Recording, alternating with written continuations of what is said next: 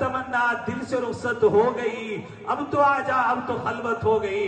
अल्लाह की शान में अशार पढ़ रहे थे कि रब्बा अब तो तन्हाई में बैठा हुआ हो, रब्बा अब तो तन्हाई में आ चुका हो, पूरी मखलूक सो चुकी है, रब्बा आप है या मैं हो, रब्बा आपकी जात है मेरी जात है।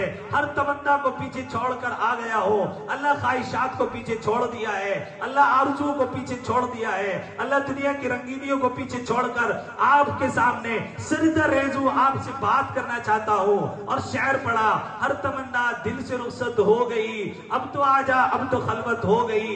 एक क्या तुझसे मोहब्बत हो गई, सारी दुनिया ही से नफरत हो गई। और उसके बाद जर्ब लगाई अल्लाह अल्लाह, बस ये जर्ब लगाना था। हजरत ख्वाजा अजीजुल हसन मजूब के अशार पढ़ना था।